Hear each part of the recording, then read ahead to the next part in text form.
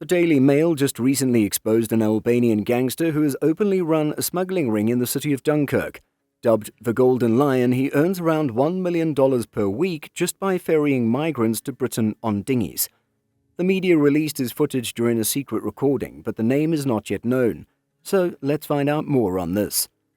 The Albanian gangster told the reporters who met him as clients that he could potentially take them in for $4,500 each, and has promised that the British authorities will provide them with food, blankets, and almost everything else they needed before putting them up in a hotel.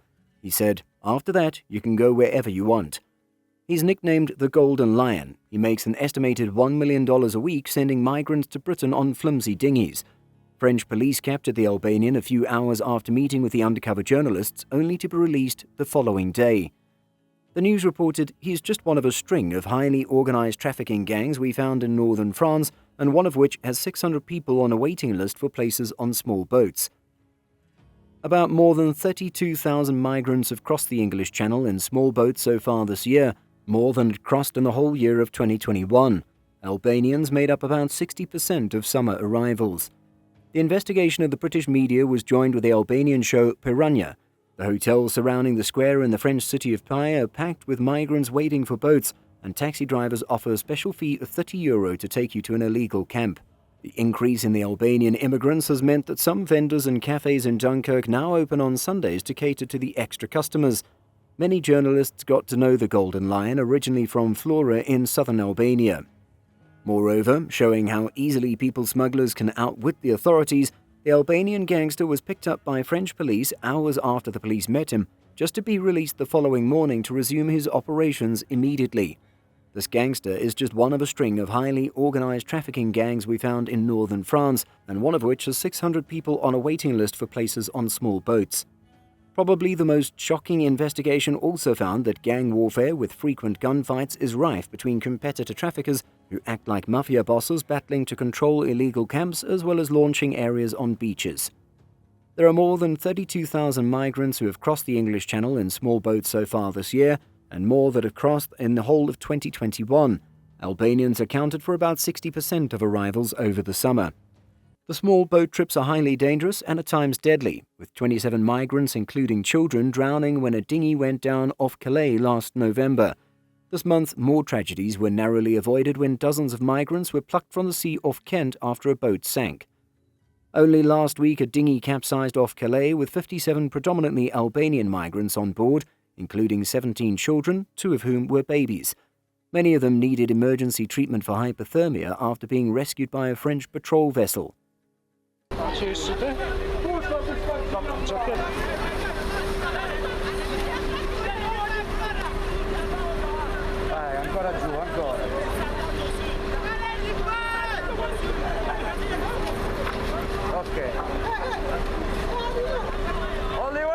The Daily Mail discovered that the people smuggling industry is flourishing despite the dangers and the attempts to deter the illegal crossings, including fast-track removal of Albanians whose asylum claims are rejected and the stalled plan to send migrants to Rwanda.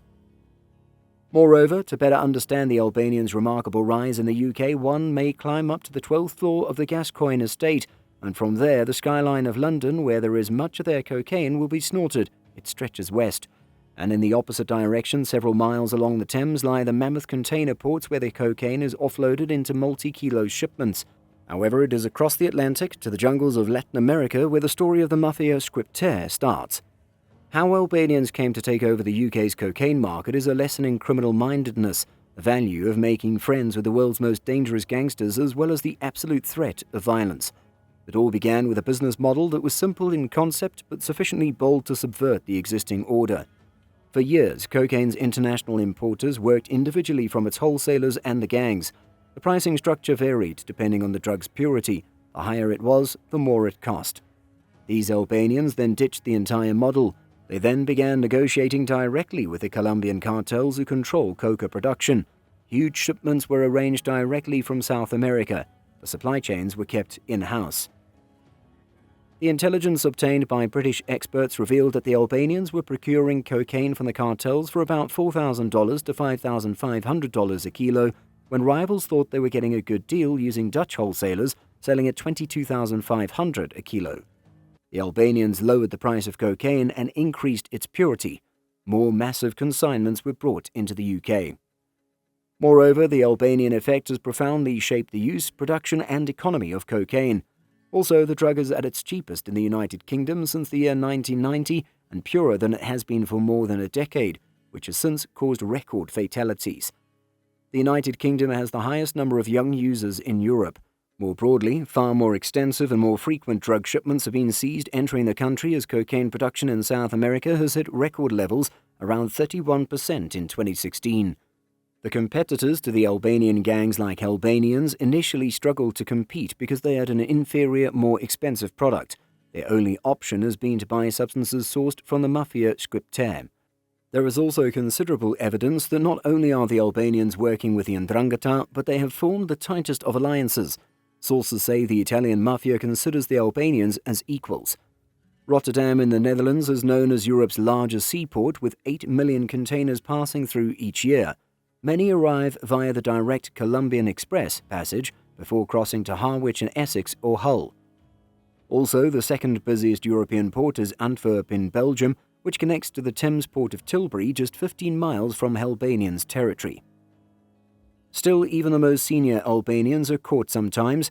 Klodjan Kopja, 30, who ran a $60 million substance import syndicate, was jailed in 2017 after his couriers were stopped meeting drug-laden lorries arriving in Kent. One striking facet of the NCA term the Albanians' increasing prominence is their having and so far avoided becoming embroiled in tit-for-tat feuds with competitors. The latest UK criminal threat assessment stated that the Albanians are unusually skilled at developing relationships and forging links with other OCGs or the organised criminal gangs. This kind of relationship building has left Liverpool as the only part of England not routinely selling Albanian-sourced cocaine. Not only has the Merseyside port its direct access to South America, so the city's own criminal gangs jealously guard its turf. There is another repercussion of the Albanian model that has, say some, helped fuel knife crime as well as substance disputes by making cocaine affordable to smaller, younger street gangs. The recent report by the London Borough of Waltham Forest said gangs were moving from postcode competitors to commercial enterprises focused on dealing cocaine. And so long as Mafia Inside keeps delivering their cocaine, recruiting teenagers to the Albanians' gangster life has never been easier.